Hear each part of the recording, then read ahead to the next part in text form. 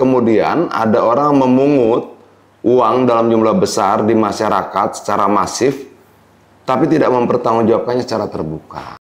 Kalau negara tidak mengatur ini seperti abang bilang, pungli ini premanisme gaya baru menurut aku. Ya bisa kita definisikan seperti itu, makanya sudah dalam 2 kali kesempatan itu gue mengajak aplikator, Kementerian Perhubungan, Komisi 5, dan driver itu diskusi bareng. Riset Ideas yang bilang perputaran uang dari ojol ini per hari 375 miliar.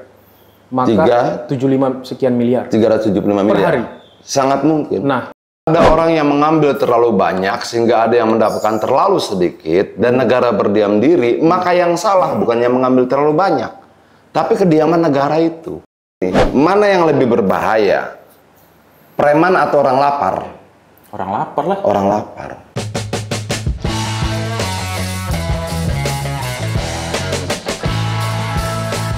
guysku, assalamualaikum warahmatullahi wabarakatuh. Ronde kedua bareng Bang Adian Napitupulu. Wah, pakai ronde. Ronde kedua. Ronde pertama kemarin di Grapen.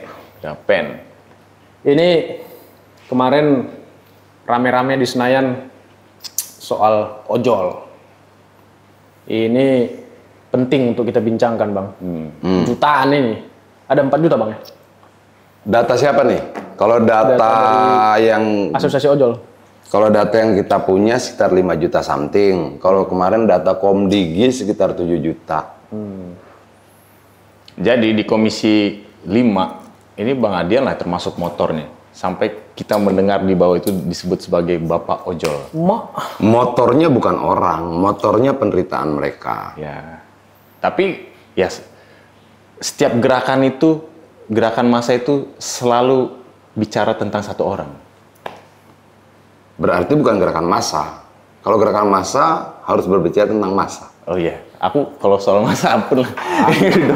Tapi dulu disebut Bapak Thrifting, sekarang Bapak Ojol. Jadi Bang, kita mau tanya nih.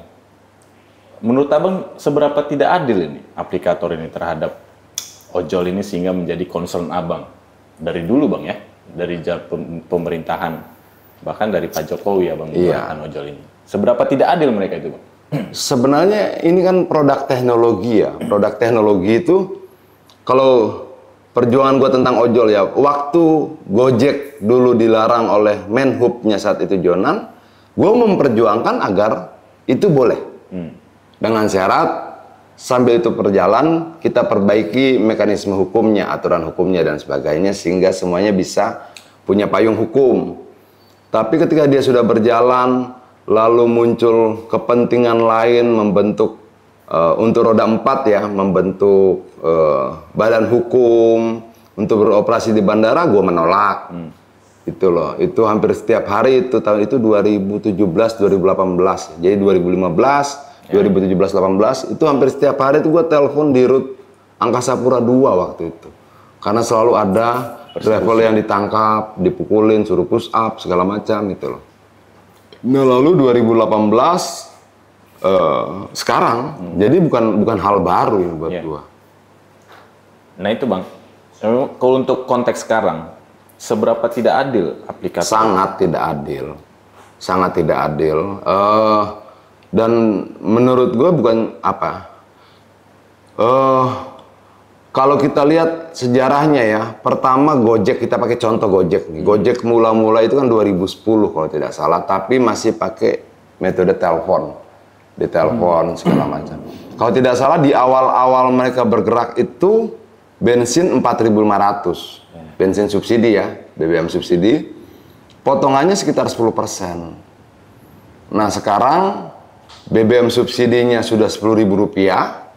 Potongannya 20% plus gitu loh. Nah, plusnya dan 20%-nya sendiri menurut gue tidak fair. Kenapa tidak fair? Komposisi dalam KP 1001 itu 15% plus 5%. 15% ini apa? 15% ini katanya jasa aplikasi dan sebagainya. Harusnya sudah include di 15% ini. Nah, 5%-nya ini apa? 5%-nya ini tunjangan kesejahteraan pengemudi lah, kira-kira seperti itu. Di situ ada asuransi, di situ ada yang lain-lain. Nah, kita bedah satu persatu. 5% itu di dalamnya ada asuransi dan sebagainya. Tapi di sisi lain, ketika lu punya motor, lu punya mobil, lu mengurus STNK, itu juga dipungut asuransi. Ketika lu mau mengendalikan motor dan mobil itu, lu buat SIM, itu juga ada asuransinya. Lalu sekarang ada asuransinya. Kemudian kalau mereka secara personal mengurus BPJS, mereka juga mengurus asuransi dalam bentuk BPJS, tanda kutip. Jadi satu driver ojol itu bisa punya 4 asuransi. Sementara dalam seluruh klausul asuransi itu tidak ada double claim. Jadi kalau terjadi peristiwa terkait dengan kecelakaan, lo akan memilih salah satu asuransi ini siapa yang selesaikan. Dan umumnya dipakai Jasara Harja. Oke, kalau begitu dana asuransi dalam 5% ini dipakai buat apa? Lalu katanya buat training segala macam. Nah itu harus kita pertanggungjawabkan. Kalau bahasa gua nggak boleh kemudian ada orang memungut uang dalam jumlah besar di masyarakat secara masif, tapi tidak mempertanggungjawabkannya secara terbuka. Itu dari yang 15 dan 5%. Di luar itu banyak. Itu perdebat. Kalau dalam konferensi pers aplikator dengan Kemenhub kan mereka menjelaskan bahwa oh salah hitung, teman-teman ini salah hitung, termasuk gua katanya salah hitung. Kenapa? Karena ada yang dipungut dari driver itu tidak melebihi 20% dan ada juga yang dikutip dari konsumen. Nah, problemnya adalah dasar hukum mengambil itu apa? Karena ke dalam KP 1001 itu jasa aplikasi dan lain-lain itu sudah include dalam 15%. Jadi nggak bisa mereka memungut dari mana-mana di luar daripada itu. Kalau kemudian itu tidak punya dasar hukum, bisa nggak kita sebut pungli? Bisa. Itu loh. Nah, menurut gua itu nggak benar. Lalu mereka bilang begini, itu kan kita kutip dari konsumen. Lah memang semuanya uang konsumen kok. Yang diterima driver juga uang dari konsumen kok. Itu loh. Jadi uang konsumen ini ada dua, berarti ada uang konsumen buat driver itu dipotong oleh aplikator, ada uang konsumen langsung ke aplikator. Dan komponen-komponen itu harus kita perjelas dasar hukumnya apa. Kalau ke bandara itu Halim, gua dapat contohnya itu Rp18.000. Itu biaya lokasi. Biaya lokasi itu masuknya kemana? Apakah ke bandara, apakah ke aplikator? Harus ada penjelasannya. Kenapa? Semua yang dipungut dari rakyat dalam jumlah besar, masif, harus punya dasar hukum dan harus clear secara transparan. Ada biaya perjalanan aman. Itu apa? Asuransi lagi. Jadi sudah ada asuransi dari yang 5%, ada asuransi lagi namanya perjalanan aman. Lalu bisa muncul tiba-tiba dalam komponen biaya itu biaya hijau. Itu apa? Untuk pohon. Pohon mana yang ditanam? Berapa banyak gitu loh. Nah, komponen ini harus dijelaskan dan diperiksa ada nggak dasar hukumnya. Begitu nggak ada, pungli. Gitu loh. Ada hijau. Ada. Gimana penghijauan? Nah itu baru satu ya, baru dari yang angkutan orang, belum angkutan barang. Ini lebih kejam lagi gitu loh. Nah kemudian ada paket-paket hemat. Paket-paket hemat ini juga kejam. Untuk dapatkan order, lu bayar. Itu ada yang Rp20.000 per hari. Lalu lu dapatkan Rp20.000 per hari itu untuk mendapatkan order bisa 10, 15, 20, tapi dengan maksimal biaya Rp5.000 per trip. Gitu. Nah, apakah itu diatur oleh undang-undang? Enggak. Jadi menurut gua banyak hal yang terjadi harus diperiksa baik-baik oleh teman-teman Komisi 5, Kementerian Perhubungan, Komdigi dan sebagainya. Yang tidak punya dasar hukum jangan dipakai. Tapi setelah rame-rame abang menyuarakan ini, kemudian juga mendapat dukungan termasuk dari ojol, adalah masyarakat juga. Karena aku pun termasuk orang yang tertipu selama ini. Kenapa ketika pesan GrabFood atau GoFood di restoran, aku lihat ternyata harganya 15.000. Lewat aplikasi, di situ dicantumkan 22.500. Berarti ada selisih 7.500. Belum lagi misalnya aku pesan minum, hampir rata-rata selisihnya itu 5.000 sampai 8.000. Iya. Dan ini kan Gimana Bang ya? Kalau negara tidak mengatur ini seperti Abang bilang, pungli ini premanisme gaya baru menurut aku. Ya bisa kita definisikan seperti itu, makanya sudah dalam 2 kali kesempatan itu gue mengajak aplikator Kementerian Perhubungan, Komisi 5 dan driver itu diskusi bareng. Ayo dasar hukumnya apa? Sampaikan ke kita. Mungkin nggak ada yang salah ya, mungkin saja gitu. Tapi kalau kemudian benar konsisten ya, jangan dipungut lagi. Ya. Itu loh. Nah seperti ini kan baru penumpang, belum barang, belum makanan. Ini juga ngeri. Gue sedang mau membuat pertemuan dengan beberapa yang merchant-merchant mereka itu. Gue pengen tahu potongannya apa saja dari harga barangnya, dari aplikasi merchantnya, dari drivernya. Jadi di mana-mana tuh dipotong. Ada payung hukumnya nggak seluruh pemotongan uang ini? Itu loh. Yeah. Harusnya OJK juga pantau.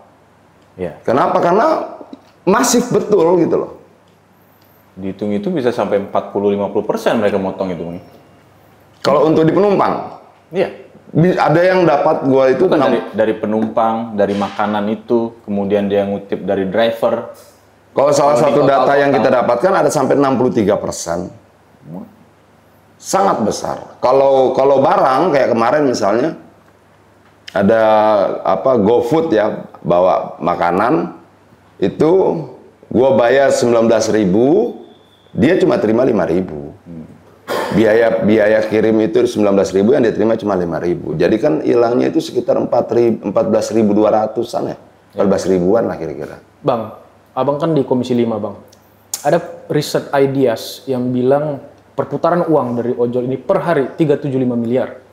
Maka 75 sekian miliar. 375 miliar. Per hari. Sangat mungkin. Nah, ketika ada aksi pemogokan 8 jam, itu menghilangkan 188 miliar. Kenapa dari dulu, kalau tadi Abang bilang 2010 sudah mulai masif ojol ini, kenapa pemerintah nggak bergeming ya Bang untuk mengatur? Ada jawaban dari Kemenhub nggak Bang pada saat itu? Lah, waktu gua lesehan bareng sama menterinya di DPR itu, dia menjanjikan untuk membuat diskusi informal teman-teman Komisi 5, aplikator dan kementerian. Gua minta sekalian drivernya dong. Dia bilang jangan dulu Bang, kita obrolin segala macam. Tapi sampai saat ini undangnya tidak ada. Yang ada dia konferensi pers bareng dengan aplikator. Pernah sekali waktu itu dia bilang, Bang besok bisa nggak? Gue bilang nggak bisa karena teman-teman Komisi 5 sebagian besar sudah kunjungan kerja luar negeri. Itu loh. Jadi ya menurut gua kalau lu mau ketemunya besok, ya sulit juga kita ngatur jadwal dan teman-teman yang lain kan. Itu loh. Gue tidak mau gue sendiri gitu. Gue mau bareng-bareng. Artinya ini barang besar Bang dan tidak diatur sedemikian lama gitu loh. Penderitaan penghisapan jalan terus. Betul. Kalau dulu lagi rame-ramenya bisa sampai 200.000 per hari. Sekarang banyak yang mengeluh cepet pun susah. Iya. Gitu loh. Dan tadi potongan dan lain-lain ini nggak ada penjelasannya. Nggak ada penjelasannya dan mereka tidak mampu. Menurut gua sampai hari ini gua belum dapat penjelasan yang logis. Satu-satunya mereka katakan bahwa mereka juga ternyata mengambil dari konsumen. Dan menurut gua cari dasar hukumnya tuh nggak ada gitu. Ada dugaan ada hengki-pengki nggak Bang? Karena semua ini mungkin ya, semua mungkin. Kalau dalam jumlah besar ya semua mungkin. Karena perputaran uangnya sangat besar ya. Sangat besar, tiba-tiba nggak ada pengaturan yang detail, penghisapan jalan terus. Tinggal main aja kan ke Medan Merdeka berapa itu? Ya kan, udahlah jangan diganggu kita bos. Ya udah gas terus jalan. Mungkin ya, mungkin tidak. Nah, karena harus ada buktinya toh. Tapi menurut gua ya aneh saja gitu loh. Iya aneh lah Bang. Tapi kita kemarin juga melihat pimpinan DPR itu menyebutkan bahwa RUU transportasi online ini sedang akan dikerjakan. Itu kita masih belum tahu Bang, masyarakat kayak saya itu di dalam itu seperti apa sih Bang rencana? Ada dua kemungkinan, apakah undang-undang terkait transportasi online secara khusus atau sistem transportasi nasional. Tapi ya antara dua itu di mana memang di dalamnya diatur tentang apakah motor bisa menjadi kendaraan mengambil penumpang dan sebagainya. Karena dalam undang-undang lalu lintas dan jalan raya kan tidak boleh. Nah itu kan sudah berlangsung sekian belas tahun. Artinya bahwa harus ada payung hukum yang kuat terhadap driver-driver ojol ini dan bagaimana hubungan antara aplikasi dengan driver ojol ini dan hal-hal yang lain, termasuk misalnya menghitung komponen-komponen biayanya. Nah, bagaimana menghitungnya itu harusnya di undang-undang ini dirumuskan. Itu sehingga ada rumusan kenapa harga per kilometer sekian, kenapa kemudian biayanya potongannya sekian, segala macam, berapa yang didapatkan oleh aplikator. Karena kalau kita lihat kan fungsi aplikator ini apa? Dia mempertemukan antara pemilik kendaraan dengan konsumen, dengan mereka yang mau menggunakan kendaraan itu. Artinya fungsi dia adalah fungsi perantara. Kalau fungsi perantara, kita lihat dalam kitab Undang-Undang Hukum Dagang, kita lihat dalam sekian banyak peraturan terkait dengan kerja perantara, maklar dan sebagainya, maka persentase kepatutan menurut hukum adalah 2,5% sampai 5%. Itu loh. Kan semua ada alat ukurnya kan? Oke, aplikator ini apa? Oh, tugasnya cuma memperantarai. Ini dengan ini. Alat memperantarainya pakai apa? Pakai teknologi. Dipertemukan. Oke, kalau itu berarti tugas perantara. Tugas perantara berapa sih? Biasanya perantara itu dilegalkan oleh hukum kita untuk mengambil komisi, ya 2,5 sampai 5%. Itu pembahasannya udah running di DPR? Belum, karena kan baru rencana membuat undang-undangnya. Nah, ini yang gue bilang ke teman-teman di DPR, proses undang-undang itu panjang, lama, alot, banyak kepentingan yang kemudian harus dibicarakan satu dengan yang lain. Tapi dalam proses menuju ini, bisa kemudian kita menyelamatkan driver online ini dengan keputusan menteri dan sebagainya. Itu saya dulu diatur gitu loh. Makin lama ditunda, makin lama disahkan, zalim negara ini. Benar nggak, Bang? Ya, berpotensi ke arah sana. Itu loh, makanya kalau dibilang bahwa apa yang menggerakkan perjuangan kita bersama-sama, ya penderitaan teman-teman driver ini. Diksi mitra itu, Bang, kan ngeri, Bang. Bensin dari dia, Betul. oli dari dia, ya kan? Tabrakan pun nanti dari dia pula yang ngurus, ditilang polisi dia juga. Betul. Harusnya ini pekerja lah, Bang, ya. Gue juga tidak setuju istilah pekerja. Tapi apa? Bisa pekerja mandiri, bisa apapun itu, tapi gini, gue tidak mau kemudian kita membuang waktu berminggu-minggu, berbulan-bulan memperdebatkan definisinya. Definisi ini kemudian akan bermuara pada kementerian mana yang mengelola. Oh, dia pekerja mandiri. Pekerja mandiri itu kategorinya apa? UMKM. Oh, UMKM itu berarti di kementerian ini. Oh, dia pekerja karena menerima upah dan sebagainya. Argumentasi lain seperti itu. Oh, dia berarti di bawah kementerian ini segala macam. Nah, perdebatan ini panjang, bertahun-tahun.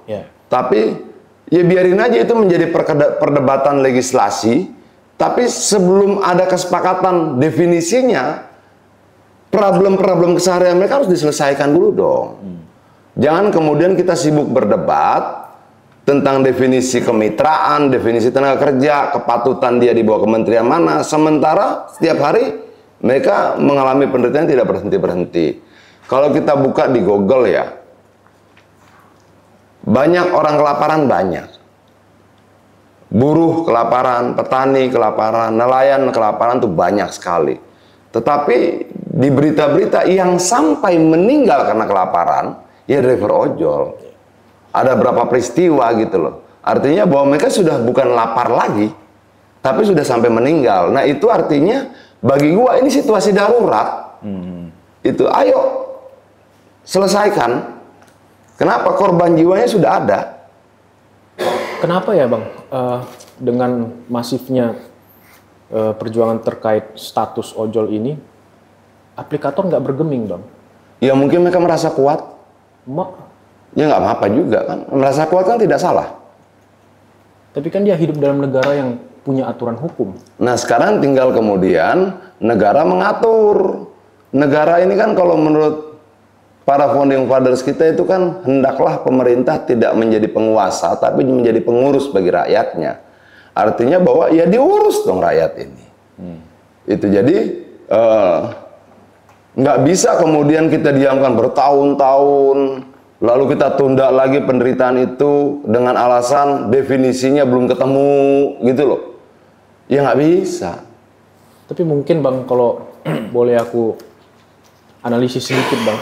Sebelum masuk ke di bawah undang-undang, yakni misalnya keputusan menteri misalnya atau apapun itu, sebelum aturan undang-undang, aturan hukum yang sekuat undang-undang, ya dari aplikatornya dulu. Kau jangan bikin dia sebagai mitra yang bebas seliar itu gitu loh. Ya artinya Patenkan kan, dulu nih barang. tapi bagaimana lu berharap ada Keadilan. bukan keadilan, ada niat baik itu gimana? Justru menurut gua, kenapa ada negara, kenapa ada peraturan untuk memastikan kebaikan itu memang dikontrol bersama oleh negara, tidak berdasarkan nilai perorangan atau nilai kelompok gitu loh. Menurut gua ini udah baik. Oh enggak, kata negara enggak. Menurut aplikator ini sudah baik, menurut negara enggak. Gitu loh. Siapa yang lebih kuat, aplikator atau negara? Ya negara dong. Yes. Nah untuk itulah negara harus bersikap. Nggak bisa kemudian lu berharap 7 juta, 5 juta sampai 7 juta driver online ini lu tempatkan pada kebaikan hati aplikator. Nggak bisa gitu loh. Negara harus terlibat. Kebaikan hati itu alat ukurnya harus jelas. Itu. Kenapa? Karena ini bukan kerja dermawan kok. Ini profit oriented kok. Tapi Bang, kalau negara memang punya kemauan dan semua pihak itu mau duduk bersama membahas ini, kayaknya sebentar ini menyepakatinya. Loh sekarang kan Satu hari kelar. Kelar. Loh di Senayan kan banyak yang kilat-kilat itu sekarang tuh. Hah? Apalagi hanya untuk ke tingkat keputusan menteri, ya, 1 hari kelar. Tapi misalnya semuanya logis, berbasis data yang bisa dibuka, kemudian berdasarkan regulasi. Kalau 3 poin itu sama-sama mau tunduk, kita bicara 1 hari selesai. Berarti friksinya di mana Bang? Kalau Abang melihat kan ada dimensi beberapa nih, ada dari pemerintah, ada dari legislatif, ada dari aplikator, ada dari driver, termasuk kan konsumen harus diajak bicara kan? Iya dong. Nah, dari Abang lihat 5 dimensi ini, yang mana yang bikin ini jadi lama ini? Ya banyak ya. Misalnya begini, ada orang cerita bahwa Goto masih rugi.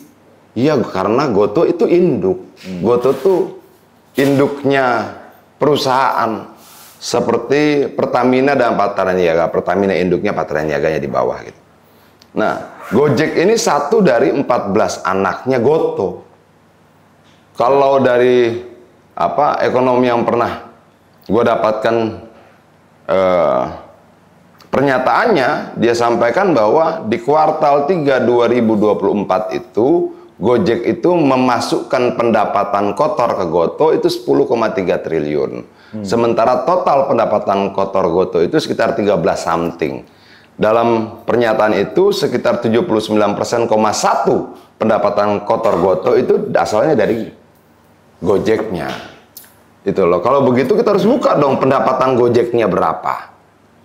Ya. Itu. Nah, mau nggak mereka terbuka sampai sedetail itu? Selama ini kan mereka bilang begini.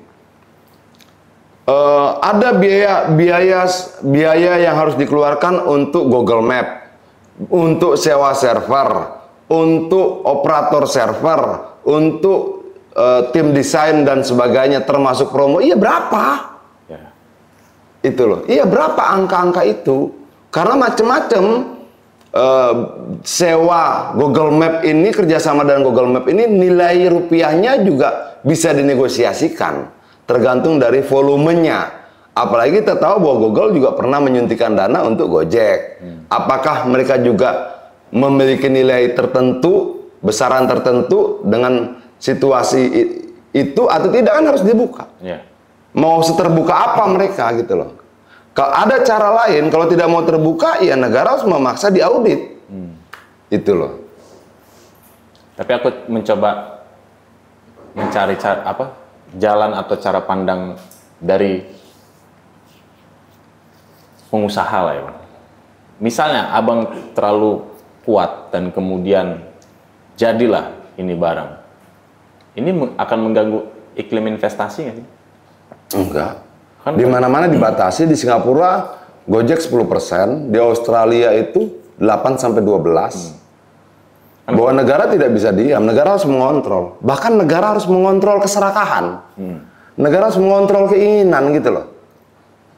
Kalau dalam teori ekonomi kan modal dikit, untung sebesar-besarnya. Itu kan kalau menurut gue itu kapitalisme kuno. Itu loh. Sekarang di negara kapitalis sekalipun sudah mulai berpikir tentang kesejahteraan rakyat. Kusambung lagi bang, mindset pengusaha. Tiba-tiba bang, dengan adanya gerakan ini, yang punya aplikator ini berpikir lagi dia pula bang. Kalau tadi 5-7 juta, apanya negara ini mau diatur-atur pula? Udah aku bantu pula sediakan lapangan kerja sama kalian. Kalau nggak ada ini malah sama sekali nggak makan. Gitu. Aturan dengan adanya ini misalnya ada 3 Indomie di rumah. Kalau nggak ada ini sama sekali nggak ada Indomie bang. Nah itu yang menurut gua, kalau gua istilahkan itu kepahlawanan palsu. Kemarin tuh gua baca bagus sekali ulasan tentang sejarah ojek. Sejarah ojek di Indonesia itu dari tahun 70 sudah ada. Dari tahun 70, ojek. Oh, ojek. Opang bukan nih, ojek. pangkalan ya. Dari sepeda. Oh, sepeda dulu. Dari ojek sepeda, lalu kemudian ojek motor, kemudian segala macam. Artinya aplikator ini tidak menciptakan pekerjaan baru. Pekerjaan itu sudah ada bahkan sejak dari tahun 70-an katanya. Dari sepeda di Tanjung Priuk, di Jakarta Utara, segala macam, sampai sepeda motor, kemudian kalau di Siantar Betor. apa, itu sudah ada. Sebelum adanya internet bahkan. Aplikasi ya. Apalagi adanya Gojek. Nah, Gojek ini kan cuma menambahkan teknologi dalam fungsi perantaranya. Jadi kalau berangkat dari sejarah itu, lalu kita pertanyakan apakah Gojek menciptakan lapangan pekerjaan? Tidak. Gitu loh. Kenapa? Pekerjaannya sudah ada. Begitu juga terhadap merchant-merchant, UMKM dan sebagainya. Apakah mereka menciptakan lapangan pekerjaan? Juga tidak. Bahwa dia mengimprovisasi pekerjaan ya. Mereka menginjeksi hubungan perantara itu dengan teknologi, ya. Tapi kalau kemudian mereka tidak ada, apakah ojeknya hilang? Tidak. Kembali jadi ojek pangkalan. Bagaimana hitungannya? Gampang. Di Jakarta ini ada 31.800 RT.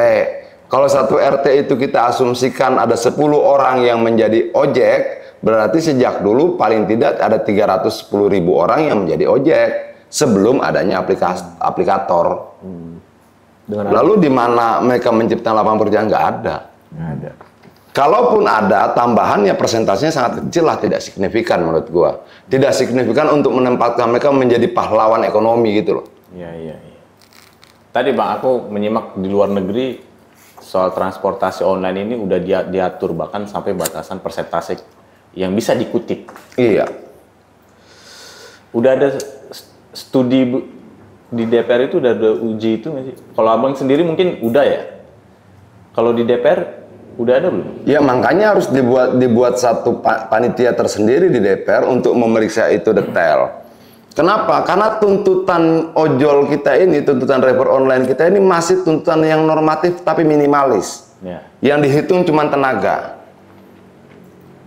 Anak gua kuliah di Australia, waktu kosongnya dia ngantar barang. Ikut aplikator Uber. Suatu ketika dia bercerita sama gua jam 3 pagi dia dapat order. Nilainya $7 untuk perjalanan 3 menit. Oke, tapi dia harus ke satu tempat untuk ngambil makanan. Nah, ketika dia ke tempat ngambil makanan itu, ternyata dia harus menunggu 45 menit.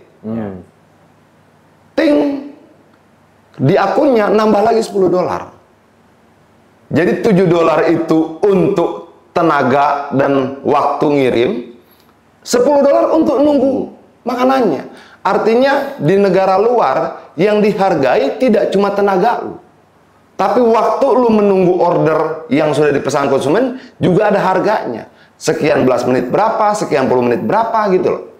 Nah kita ini belum sampai pada situasi itu. Kita masih yang sangat normatif. Komisi lu berapa gitu loh.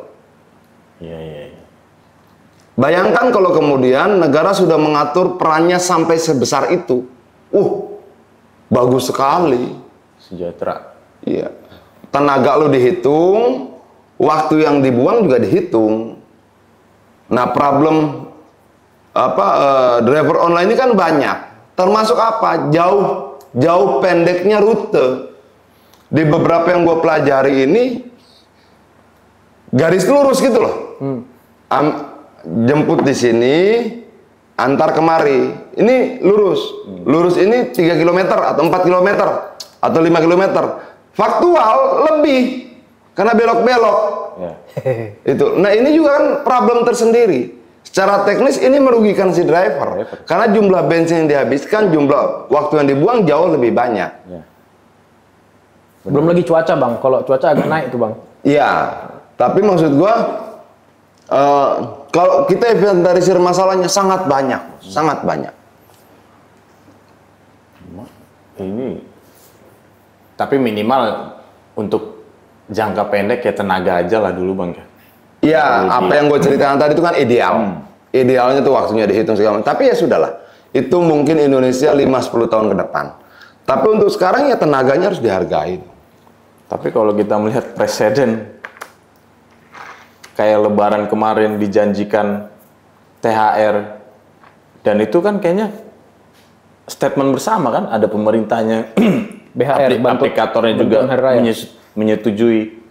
Tapi faktanya nggak ada, Bang. Ya, jauh panggang dari api. ya itulah itu yang juga gue sampaikan sama Pak Dasko. Ada loh 5%. Emang ada yang ada, gue bilang.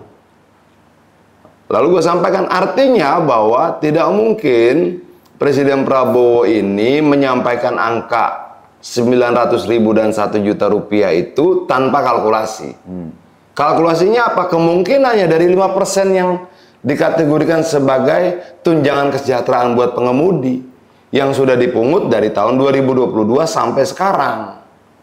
Itu loh. Jumlahnya besar, sangat besar. Negara pun ditipu itu. Nah itu yang menurut gua harusnya pemerintah aktif lah. Ada perputaran uang sangat besar yang datang dari keringat orang yang bisa dibilang sangat tidak ada, yang kemudian tidak dipertanggungjawabkan secara terbuka. Keringat mereka itu kemana, berapa, bagaimana mengelolanya dan sebagainya. Tapi Bang, kemarin itu sempat rame ya, Opang versus online ini, Bang. Tahun berapa itu waktu itu ya? Aku lupa. Iya. Covid lah itu. Pada saat itu, Menhub Budi Karya kalau nggak salah ya, pengen mengatur, Bang. Demo pula ojol ini. Pada saat mau diatur, nggak mau kalian. Nah, sekarang kalian minta diatur.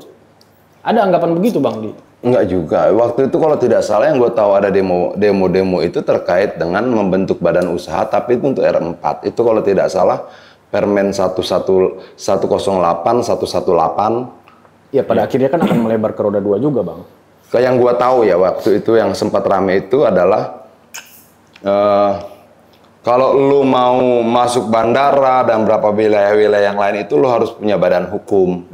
Bergabung dalam koperasi dan sebagainya gitu. Sementara kalau kita lihat di luar negeri nggak ada itu. Orang bisa, gua misalnya ke Singapura, gua bisa pesan transportasi online itu ya dari HP. Nggak perlu harus pesan yang di bandara, dia bisa datang tidak dipungut tambahan. Karena konteksnya dulu itu soal taksi ya, transportasi taksi yang waktu tidak itu, terima. Iya, offline dan online. Kenapa? Kita sama-sama kok jasanya melayani satu ini memindahkannya ke tempat lain. Kenapa kita harus taat semua aturan? Misalnya harus kesehatan, kuning, mobil diservis, kemudian ada asuransi, KIR. Kenapa yang itu enggak? Di situ mau diatur kan, kemudian ditolak rame-rame. Nah itu juga kita bicara keadilan, Bang. Itu seperti apa, Bang? Nah ini yang harus dijawab oleh negara. Begini, lu tidak bisa menentang teknologi. Teknologi itu akan selalu ada yang baru dan selalu maju. Dulu kita ingat telepon zaman bahla ya. Itu kabel, kalau kita mau kirim berita pakai telegram, kita mau kirim duit pakai wesel gitu. Nah sekarang nggak bisa, teknologinya sudah tidak seperti itu. Artinya bahwa siapa yang harus menyesuaikan diri? Teknologi yang menyesuaikan diri dengan negara atau negara menyesuaikan diri dengan teknologi? Kalau menurut gua, negara harus beradaptasi dengan teknologi dengan produk-produk peraturan yang memang mampu menjawab tantangan-tantangan baru yang dikeluarkan oleh produk teknologi itu. Ya. Walaupun Dulu kan, lu masih ngerasain nggak zamannya Wesel? enggak. Nah, gua tuh masih ngerasain, bos. Lu masih ngerasain nggak zamannya apa? Kalau misalnya ada saudara meninggal, telegram. Enggak. Gitu loh. Gua masih ngerasain. Aku yang Wartel, telepon umum, Bang. wartel masih wartel. Wartel masih gitu ya. Nah, kemajuannya kan sangat cepat ya. Dan sepertinya negara tuh gagap gitu loh. Padahal sebenarnya dengan kemampuan kita melakukan prediksi berdasarkan segala macam informasi, kita bisa melihat nih teknologi 10 tahun ke depan bagaimana. Dan negara punya waktu 10 tahun mempersiapkan itu. Nah, sekarang teknologinya sudah datang, sudah dipraktekkan, negaranya gagal. Malah dirampok-rampok, Bang ya. Kegagapan itu memberikan ruang bagi orang untuk mengambil lebih banyak dari yang menurut gua tidak patut diambil. Bayar itu dipajakin aja. Bos. Tiba-tiba ngeri loh, Bang. Cemana, Bang? Dari 2010-an tadi kalau Abang bilang sampai sekarang. Iya, 15 tahun. Iya, ada apa gitu. Ya nggak ada yang menjawab selain proses pembuktian. Tapi menurut gua proses pembuktian ada apa bukan tugas gua. Ya. Tugas gua adalah per hari ini menyelamatkan paling tidak 7 juta, 5 sampai 7 juta driver, ditambah anaknya 10 sampai 14 juta orang, ditambah keluarga bisa istri maupun bisa suaminya. Paling tidak 20 juta orang minimal dalam hitungan gue itu tergantung dari transportasi online ini. Dan untuk 20 juta jiwa kita nggak bisa anggap ini remeh. Ya. Kenapa terlalu banyak orang yang bergantung hidup dari regulasi yang harusnya diatur oleh negara secara ketat. Belum lagi UMKM, Bang, yang memang porsi penjualan itu lebih besar dari Gojek, GrabFood ini. Betul. Kan ada yang di gang-gang kecil yang dia cuma punya gerai tipis-tipis. Nggak ada yang bisa duduk makan di situ, tapi orderan Betul. dari situ. Nah, itu sisi baiknya. Sisi baik ini kan gini, negara ini kan harus mengatur. Apa yang diatur, bahkan keinginan, ketamakan, kerakusan, itu harus dikontrol oleh negara. Lewat apa? Lewat peraturan. Yes. Maksimal berapa lu boleh ambil? Itulah sebabnya ada upah minimum, ada upah minimum provinsi, kabupaten, sektoral, dan sebagainya. Itu kan untuk mengatur, untuk mengontrol agar pengusaha tidak terlalu tamak. Gitu. Nah, dalam hal ini juga harus ada kontrolnya. Kontrolnya menurut KP 1001, 15 plus 5. Kalau menurut gua, biarlah 5 itu kembali ke driver. Biar saja mereka mengurus kesejahteraannya.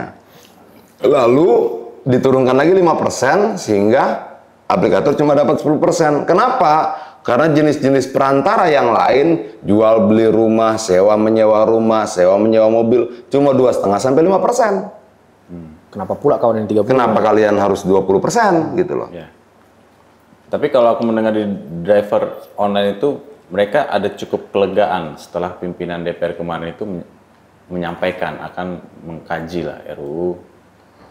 Berapa orang yang Abang dengar itu, Bang? Online di Kadang-kadang jalan. Aku baca, dia bilang, aku pesan Gojek. Semoga bener lah, dia bilang.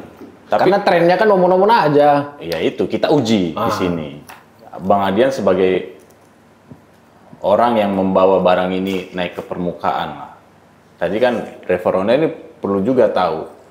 Sebenarnya komitmen, kalau kita tahu yang membicarakan pada saat itu adalah Pak Dasko, Wakil Ketua DPR, dan semua orang ini udah jadi rahasia umum bahwa Pak Dasko itu sangat dekat lah dengan presiden kita sekarang. Artinya ini kalau mereka membaca, wah pemerintah nih udah mulai memikirkan, udah mulai mengatur. Tapi kita harus uji nih ke Bang Adian, biar teman-teman driver juga tahu, Bang. Balik lagi ke pertanyaanku tadi. Setelah itu disampaikan di publik, ada progres apa di dalamnya? Rencana undang-undang? Ya. Belum ada, karena sudah langsung reses, 1 minggu kemudian reses. Tapi walaupun sudah diketuk prolegnas prioritas 25, itu bisa diintervensi ya, Bang? Bisa Tergantung, dimasukin, diselipin? ya bisa menjadi usulan dari pemerintah, bisa menjadi usulan DPR, bisa kemudian kita rapat lagi untuk memasukkan itu dan sebagainya. Tapi bagaimanapun juga, merevisi undang-undang lebih cepat dibandingkan membuat undang-undang. Membuat undang-undang akan butuh proses yang lebih panjang. Nah, problemnya adalah berapa lama dia bisa selesai. Kenapa perdebatannya banyak? Untuk membahas DIM saja, daftar isian masalahnya itu bisa berhari-hari. Untuk menyusun DIM-nya bisa berbulan-bulan. Sudah berbulan-bulan disusunnya, kita bacanya berhari-hari, kita perdebatkannya berhari-hari. Naskah akademisnya itu panjang sekali gitu loh. Kan kita tidak bisa bilang sama keluarga driver online ini, tolong sampaikan pada anakmu, maaf, tahankan dulu laparnya karena undang-undang belum selesai. Nggak bisa gitu loh. Oke, kita harus mencari cara, shortcutnya sambil menunggu undang-undang bagaimana agar kesejahteraan mereka meningkat. Bisa lewat keputusan menteri, bisa. Banyak cara. Aku mau motong lagi Bang, tapi banyak tuh kita ketemu presiden di masa lalu di mana undang-undang itu cepat, nggak ada masuk Proklenas. Kita sebutkan saja undang-undang TNI tidak ada dalam Proklenas, diketok. RUU BUMN seminggu running diketok. Berarti Mungkin. apa argumen Abang itu? Kalau kemudian semua yang pernah terjadi itu bisa kita anggap membenarkan kemungkinan, ya mungkin. Tapi harus sekuat itu dorongannya. Dorongannya gimana? Maksudnya gini. Desakan publik Bang, bukan? Desakan publiknya gede. Desakan kepentingan-kepentingan yang akan diakomodir dalam undang-undang itu, apakah namanya keamanan, apakah pertahanan, apakah situasi terkini dan sebagainya, juga harus cukup layak untuk mendesak. Kalau lu tanya apakah ini cukup layak untuk membuat undang-undang ngebut, layak. Tapi apakah ukuran kelayakan gua dan ukuran kelayakan yang lain sama? Belum tentu. Gitu loh. Minum dulu. Iya. Aku tanya lagi Bang, kemarin kan Abang ketemu tuh sama Dasko, Pak Dasko. Di situ pasti ada perbincangan kan Bang. Kalau Abang menangkap kemauan dari Pak Dasko ini terkait RUU ini seperti apa? Nggak banyak perbincangan itu cuma dua tentang Talas. Karena gue sedang promosi Talas terus kemana-mana. Terus kedua, Buat rokok itu Bang ya? yang buat rokok. Iya. Sepertinya Pak Dasko juga punya pemikiran yang sama soal pertalasan ini. Tapi itu cuma kita bahas tipis-tipis. Gue menghitung pendapatan petani berapa dari sekian, dari 1 hektar bisa dapat berapa, 1000 meter bisa dapat berapa, tambahan uang bulanan buat petani. Ya, Pak Dasko mendengarkan itu segala macam. Dan sepertinya waktu itu gue cerita juga tentang berapa uang yang dihabiskan oleh negara Cina, negara Tiongkok ini untuk melakukan riset terhadap semua potensi alamnya dan berapa yang kita habiskan untuk riset terhadap itu. Selisihnya sangat jauh. Jadi negara Cina ini, Tiongkok ini, dia bisa tahu setiap kandungan daun-daun, tanaman, akar, segala macam itu dia tahu. Kita ini belum semuanya tahu. Nah, itu menjadi penting. Tapi tidak terlalu banyak kita bahas. Berikutnya kita membahas soal ojol. Seberapa jauh setelah Abang paparkan itu Pak Dasko ini, ini harus kita kerjakan secepatnya. Apakah ada seperti itu? Nah, kalau terkait undang-undang gue belum bahas. Tapi gue bercerita tentang tiba-tiba jadwal di DPR terkait RDP dengan ojol itu hilang. Itu loh. Menurut gue seharusnya tidak hilang. Kalau dia hilang, dia akan dibahas setelah masa persidangan berikutnya dan ini sangat panjang. Nah, Pak Dasko itu langsung telepon ke pimpinan Komisi 5 dari Gerindra. Dia tanya soal itu kenapa hilang dan harusnya dilanjutkan. Nah, terjadi lagi tuh, keluar lagi tuh di jadwalnya. Itu loh. Dalam konteks itulah obrolan gua, sekaligus gua menguraikan tentang 5%, 15% pendapatan ojol driver online, kemudian mereka yang meninggal dan sebagainya. Karena yang melihat Abang di situ, driver ojol itu merasakan, wah ada angin segar nih. Nggak ditelepon ya langsung? Bapak ojol ketemu dengan perpanjangan tangan pemerintah. Tapi ternyata nggak ada apa-apa ya Bang? Nggak ada hal yang progresif di situ Bang? Yang progresif ya, RDPU yang sudah terjadwal dan hilang kembali muncul. Itu loh. Kita tidak bisa berharap langsung pada undang-undang dan sebagainya. Kenapa? Waktu itu kan tanggal 19 apa tanggal 21. 21 itulah RDPU-nya. 26 itu sudah paripurna penutupan masa sidang, 27 sudah reses. Kalau kemudian Padasko tidak mendesak 21, RDPU-nya itu habis reses. Habis reses itu sekitar tanggal 23 Juni. Lama sekali. Nah, yang mendesak saat itu RDPU dilakukan dulu sehingga seluruh teman-teman Komisi 5 punya pandangan utuh terhadap problem ojol ini langsung dari mulut para driver. Yang bisa gue perjuangkan per tanggal 21 ya sampai batas itu dulu. Yang waktu abang lesehan sama Menhub itu bang, itu di depan komisi bang ya? Depan ruang komisi. Ya. Dia ngomong apa bang? Dia janjikan mau mempertemukan kita dalam diskusi informal. Kita ini bukan adian ya, tapi teman-teman Komisi 5 dengan aplikator dan Kementerian Perhubungan. Nah itu sempat gua tanya, dia bilang belum dapat jadwalnya. Nah tiba-tiba dia bilang besok. Besok bisa bang, gue bilang ya besok nggak bisa lah. Kenapa? Teman-teman Komisi 5 sebagian sudah ada agenda ke luar negeri. Jadi sampai sekarang pertemuan yang dijanjikan Kemenhub itu belum berjalan. Seharusnya kalau udah ini urusan 7 juta rakyat yang bergantung dengan aplikator Mendesak. harusnya bisa lah bang. Iya, harusnya bisa mendesak. Tapi kan gini, alat ukur kita tentang nilai kepatutan, kelayakan, kepantasan, keterdesakan, kedaruratan itu kan nggak sama. Yes. Itu loh, bagi gue ini sudah mendesak banget. Iya. Bagi dia belum tentu bang ya? Bagi yang lain belum tentu. Bagi kementerian belum tentu. Bagi aplikator belum tentu. Bagi teman-teman Komisi 5 mungkin ada yang menganggap mendesak, ada juga yang menganggap setengah mendesak dan sebagainya. Nah menyatukan persepsinya kan nggak gampang. Merinding aku denger.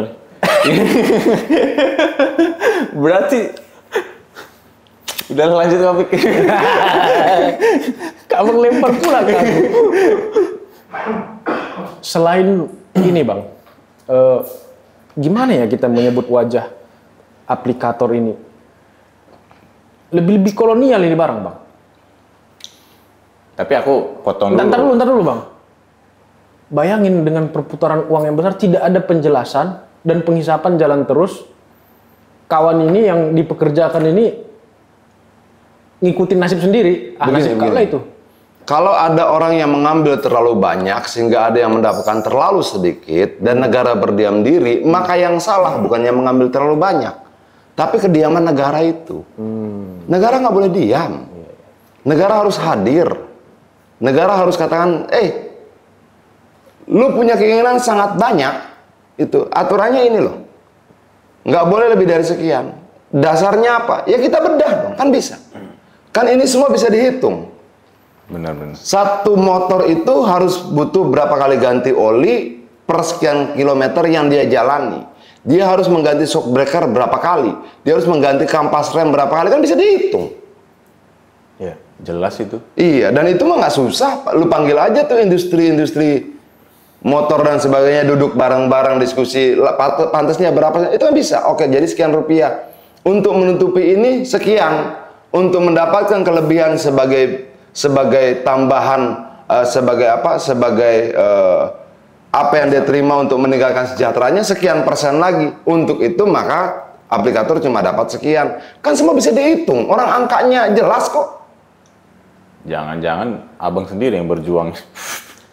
Enggak lah, Indonesia tidak pernah kekurangan orang-orang yang mau berjuang untuk orang lain. 5 solid tuh bang ya, di 5 bang. Iya, tapi sampai hari ini gue lihat solid. Sampai hari ini ya. Kalau solid itu pasti langsung datang. Gimana? Kalau udah solid cepat lebaran. Abang kan selalu ngomong berdasarkan data bang. Kalau abang bilang solid, kayaknya aku bisa ngelawan itu bang. Karena faktanya yang berbicara concern soal ojol, soal ketemu sana, ketemu sini, sampai diundang Padasko, itu kalau kita lihat di atas permukaan ya abang.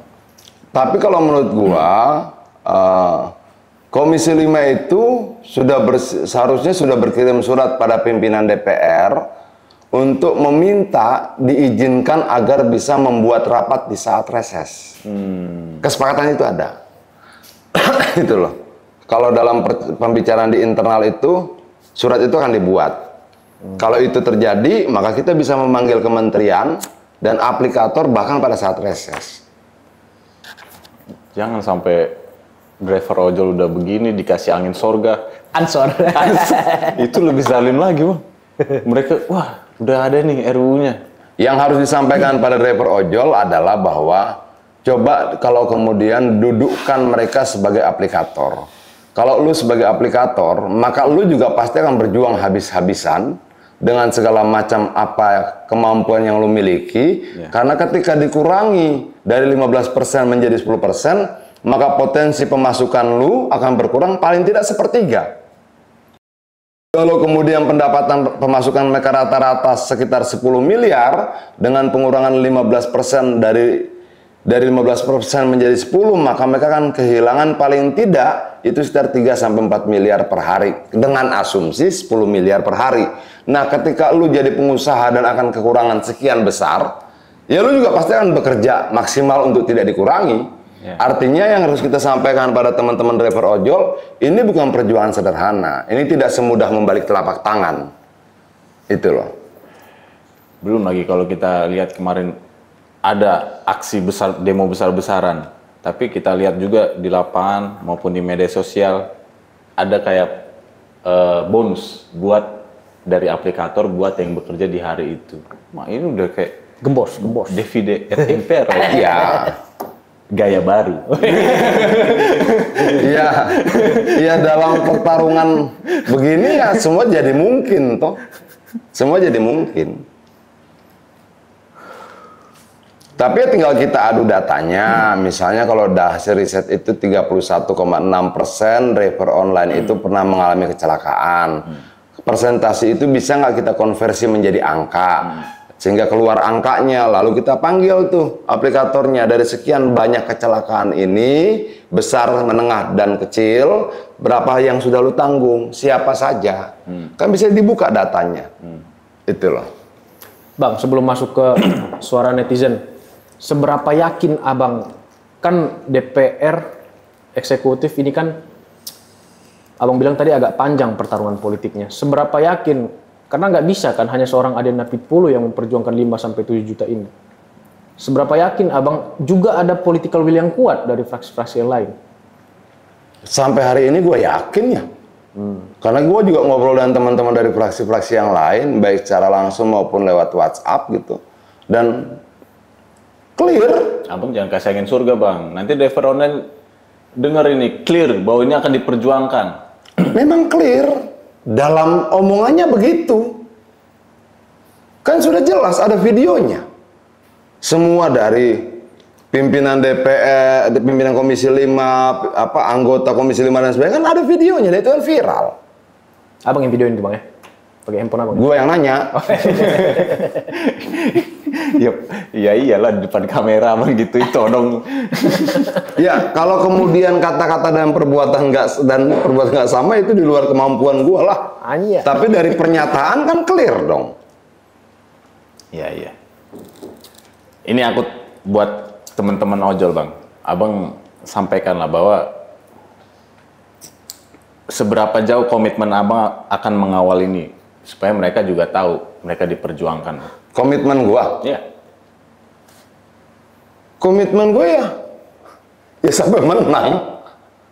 Dan harapan abang lah buat teman-teman ojol itu apa? Apakah solid satu barisan atau bagaimana? Ya, kalau menurut gua dalam semua pertarungan syaratnya sederhana, bersatu. Jangan terpecah-pecah. Itu loh. Mau diiming-imingi apapun jangan terpecah-pecah. Tetap satu sikap, satu kata, satu perbuatan, satu langkah gitu loh. Ya. Ya kalau kemudian terpecah-pecah, bukan berarti kemudian kita hentikan perjuangan, tidak. Hanya prosesnya bisa jadi lebih panjang kan. Lebih bagus puasa dulu lah, gitu Bang ya. Puasa dulu sama-sama dari sisi driver juga ikut berjuang kompak, dari legislatif kompak, harapannya pemerintah juga mengikuti alur gitu Bang ya. Ya harapan gua kan begini, sebenarnya kan kita butuh berapa lagi driver yang meninggal karena kelaparan untuk kemudian kita baru mau bertindak gitu. Ya. Apakah cukup 1? Apakah harus 10 dulu? Atau harus 100 dulu? Kalau menurut gua 1 saja sudah cukup. 1 saja sudah menjadi alasan bagi kita untuk mengatakan harus segera dirubah. Tapi mungkin bagi yang lain, mungkin butuh lebih dari 1 kan kita tidak tahu juga. Bergetar aku. Kalau prinsip bernegara itu kan apa istilahnya? Keselamatan rakyat adalah hukum yang terutama toh. Ya. Itu loh. Karena negara ini juga dibuat untuk menyelamatkan rakyat. Jadi 1 sudah cukup. Tidak boleh ada yang kedua, tidak boleh ada yang ketiga. Kalau nggak mau aplikatornya kemana tuh Bang? Nggak mau aku katanya. Negara punya alat paksa dong. Alat paksa. Alat paksa. Aku tutup lah, bisa nggak kalian ciptakan sampai 7 lapangan kerja? Kalau dia bilang gitu. Yang gua tahu ada beberapa aplikator lain yang juga mau masuk. Baik dari luar, bahkan beberapa organisasi gue lihat punya aplikator-aplikator tingkat lokal. Taksi Vietnam udah masuk sekarang Bang. Iya, ada juga yang tingkat lokal yang kita sedang pelajari. Teman-teman ada yang mengusulkan untuk kita ajak ngobrol berapa mereka biaya produksinya, apanya segala macam gitu loh. Ada. Oh udah ada di lokal itu? Ada. Itu aja kampanye kan masuk situ. Enggak, artinya bahwa teknologi ini bisa dimiliki, bisa kemudian dikerjakan oleh banyak orang. Artinya Bang, ketika negara mau, Banyak kelompok. bukan kau aja pemainnya ini. Itu Bang ya. Bisa begitu Bang ya? Iya, iya. Bisa. Sangat bisa. Kan potensinya gede banget. Iya. Yang memanggil investor itu kan adalah potensi keuntungan yang didapat. Keuntungan itu kan bisa dari harga jual per barang ataupun volumenya. Keuntungannya misalnya cuma 10%. 10% itu biaya produksinya misalnya 5%, keuntungannya cuma 5%, tapi volumenya ratusan juta. Itu loh. Ya. Top. Cukup. Sekarang Kuy. suara ini hantu laut torpedo. Bukan cuma angkatan senjata yang punya hantu laut, torpedo juga punya hantu laut torpedo. Siap, izin Bang Adian. Kaosnya pun ngeri kali tuh. Ada 2 pertanyaan sebenarnya, tapi satu-satu dulu ya. Yang pertama adalah, apakah mungkin ketika kita melihat kalkulasi ekonominya itu begitu luar biasa, pemerintah ini justru yang menjadi vendornya gitu loh Bang. Kalau kita lihat misalnya mungkin pemerintah membuat sebuah BUMN yang kemudian tidak meniadakan juga kompetisi bagi teman-teman private sector. Jadi teman-teman private sector itu bisa tetap ada di bawah naungan BUMN, tetapi dia menjadi subkonnya gitu loh Bang. Nah menurut pendapat Abang gimana? Karena ini kalkulasi ekonominya tadi yang dibilang oleh Bung Rafiq itu sangat-sangat besar sekali dan berpotensi menjadi alternatif di tengah ketidakpastian ekonomi global ini. Silakan Bang. Mungkin saja, tapi kalau lu tanya, Yan mungkin nggak begitu mungkin. Yan lu setuju nggak? Enggak. Kenapa? Menurut gua negara tidak harus kemudian menjadi pengusaha terus-menerus, nggak perlu. Keberhasilan sebuah negara itu ketika sektor swasta juga bisa hidup. Tidak semuanya dikelola oleh negara. Apa yang harus dikelola oleh negara? Hal-hal yang memang tidak bisa dilepaskan pada sektor swasta. Pertahanan, keamanan, kemudian jalur-jalur yang memang sulit ditempuh oleh kemampuan swasta karena merugi. Istilahnya apa? Transportasi umum. Transportasi apa itu? Yang dulu diambil alih oleh Damri, Merpati, dan sebagainya itu loh.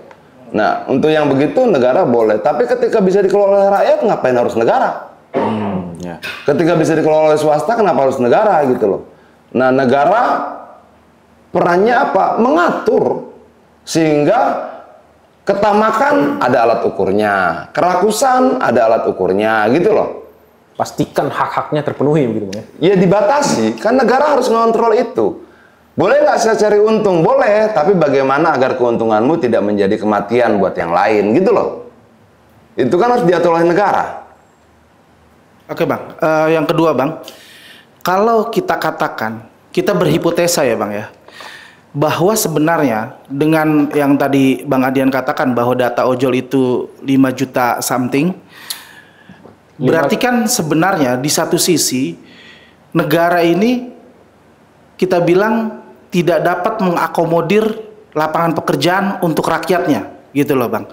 Nah, sementara itu di sisi yang berbeda, yang tadi Bang Adian bilang, rakyat tidak bisa menunggu untuk makan. Nah, ketika terjadi sebuah apa ya, kalau kita bilang bisa kita katakan resistensi lah ini Bang ya, antara aplikator dengan ojol dan kemudian pemerintah dan DPR gitu loh. Apakah kemungkinan terburuknya bisa terjadi Bang? Misalnya di tengah banyaknya PHK dan ketidakpastian ekonomi, apakah tidak menjadi beban negara lagi ketika tidak terjadi kata sepakat antara aplikator, DPR, pemerintah, dan teman-teman di jalanan Bang? Izin Bang. Kalau kemudian menjawab itu begini, mana yang lebih berbahaya? Preman atau orang lapar? Orang lapar lah. Orang lapar. Itu loh. Nah, artinya untuk menjawab pertanyaan lu, ya menurut gua ya bahaya. Semakin banyak orang lapar, semakin besar potensi ketidakstabilan sosial, hukum, dan sebagainya. Dulu kan pernah ada cerita revolusi di balik sepotong roti apa gimana gitu loh. Ketika kemudian orang harus mencuri untuk mendapatkan makan gitu loh. Nah, apakah situasi itu terjadi saat ini di Indonesia? Ya dicek saja di pemberitaan toh. Tapi orang lapar itu lebih menakutkan bahkan dibandingkan premanisme sekalipun. Ya. Terakhir Bang, kalau kita bicara tentang kekuatan dari pemerintah yang tadi Abang bilang dalam mengatur kerakusan, ketamakan, bagi-bagi teman-teman di private sector ini, di pemerintahan saat ini Bang, seberapa besar keyakinan Abang pemerintah saat ini mampu melindungi rakyatnya dari hal-hal yang saya bilang tadi Bang? Ya harus mampu kalau dia mau tetap menjadi pemerintah. Sesederhana itu gitu loh. Tidak boleh tidak mampu. Kalau tidak mau memerintah lagi ya tidak usah. Kalau masih mau memerintah ya harus mampu. Kan begitu. Karena kan pemerintah harus menjawab seluruh persoalan rakyat. Persoalan makannya, persoalan sekolahnya, persoalan kesehatannya. Makanya kita memberikan kekuasaan yang sangat besar terhadap eksekutif. Sebagai pemerintah dia punya hak untuk membuat sampai tingkat perda-perda itu yang paling apa di selain Kepres, Inpres, Perpu, kemudian Kepmen, Permen segala macam itu kan ada gitu. Nah itu kan kewenangan semua ada di eksekutif. Artinya dia punya perangkat yang luar biasa termasuk menggerakkan aparatur bersenjata sekalipun. Nah dengan kekuatan sebesar itu kenapa dia bilang tidak mampu? Harus mampu dong. Idealnya Bang, idealnya menurut seorang Adian Apitupulu, persoalan ini harus diselesaikan dalam rentang timelinenya itu berapa lama gitu loh Bang? Secepat-cepatnya begini loh. Gua ini orang yang percaya ketika kita mampu duduk dengan kerendahan hati masing-masing dan mau berbicara, maka tidak ada masalah yang tidak bisa diselesaikan. Itu loh. Sekarang adalah mau nggak kemudian aplikator duduk dengan kerendahan hati, DPR duduk dengan kerendahan hati, driver online duduk dengan kerendahan hati, pemerintah Kementerian Perhubungan duduk dengan kerendahan hati dan bicara jujur terbuka. Ini loh angkanya. Jangan sampai kemudian kita berdebat tentang data karena mereka punya data, kita juga punya data. Gitu loh. Iya. Kan ini kan masalah yang bisa dihitung gitu loh. Ya. Oli harga berapa, kampas rem berapa, bisa dihitung. Oke, saya harus sewa server, iya berapa harganya? Saya harus kontrak kerjasama dengan Google Map, iya berapa harganya? Nah dari keterbukaan itu kita bisa tentukan oh sekian kepatutannya. Gue tahu nggak berapa biaya sewa Google Map? Kita bisa lacak. Kita bisa tracking, kita bisa cari gitu loh. Berapa biaya sewa server, kita bisa cari. Kami sewa gedung, iya berapa lantai. Kita bisa cek itu berapa biaya sewanya. Nah, apa? Iya, semua bisa diperiksa gitu loh. Tapi dia menjadi lama ketika ada ketidakjujuran dalam menghitung angka-angka ini gitu loh. Pertanyaan misalnya, ini bagus nih. Ini misalnya tadi gue lihat di sosial media. Gojek baru memberhentikan mungkin setahun atau 2 tahun yang lalu ya. Gue lupa itu beritanya itu. Sekitar 1.000 atau apa gitu ya. Itu sebagai efisiensi dan mereka melakukan efisiensi anggaran sekitar 1 triliun rupiah. Nah kemudian total pengeluaran dia untuk biaya tenaga kerja ini sekitar 11 triliun. Apakah itu logis untuk hitungan 10.500 tenaga kerja? Gitu loh. Angka ini kan kita bisa breakdown. Apakah itu angka laporan keuangan dia di Goto, bukan di Gojek kalau tidak salah, di Goto, atau bagaimana kita bisa breakdown? Itu loh. Oke, yang gue sampaikan bisa salah, bisa. Yang mereka sampaikan bisa salah, bisa. Ada yang bisa benar, bisa. Ada yang bisa salah, bisa. Aplikator bisa benar, bisa. Bisa salah, ya juga bisa. Itu loh. Baik Bang, terakhir Bang. Isu tentang bahwa Grab dan Goto serta beberapa aplikator ini lebih didominasi oleh pemiliknya itu dari luar negeri gitu loh Bang. Dan akhirnya uang-uang yang mereka ambil dari Indonesia ini lari ke luar negeri gitu loh Bang. Gimana Bang nanggepin isu ini Bang? Ya periksa aja susunan sahamnya.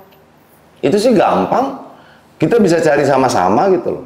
Untuk memastikan itu. Tapi menurut gua itu persoalan lain. Jangan kemudian kita sibuk di situ lalu di sisi lain driver nggak makan. Anaknya putus sekolah, terusir dari kontrakan, itu loh. Artinya bahwa kalau lu tanya mana yang lebih penting dan prioritas buat gua, keselamatan manusia atau angka-angka itu, ya keselamatan manusia. Angka-angka itu bisa kita dapatkan dari mana saja. Kita bisa panggil bursa efek, itu kita periksa komposisi sahamnya karena Goto sudah IPO, itu bisa diperiksa. Itu loh. Termasuk biaya-biaya mereka keluarkan bisa diperiksa. Gua punya angka pembanding, punya. Itu loh. Top. Paten. Ada lagi Bang, jangan banyak-banyak kali habis waktu kita nanti. Guys-guysku, ini perbincangan yang menurut aku sangat penting karena ada ketidakhadiran negara di sini. Dan membincangkan tentang negara itu adalah hak setiap warga negara. Ya. Yang aku tangkap, ini tergantung dari political will yang kuat untuk sesegera mungkin mengatur tentang potongan aplikator yang menurut aku pribadi kurang manusiawi, Bang. Iya, betul. Tidak manusiawi lah. Ya, tapi kalau kita berharap jangan sampai yang seperti kata Bang Adian lapar. Semoga persoalan ini segera diselesaikan, pemerintah juga fair memberikan kebijakan lah. Jangan sampai kalau 4 juta atau 5 juta yang kelaparan, itu negara dalam kondisi krisis. Dan mudah-mudahan tadi pertanyaan aku ke Bang Adian, apakah solid fraksi-fraksi itu? Sejauh ini kata Abang solid tadi Bang. Solid. Harapan aku ya nggak masuk angin. Kita ketemu di torpedo berikutnya. Assalamualaikum warahmatullahi wabarakatuh.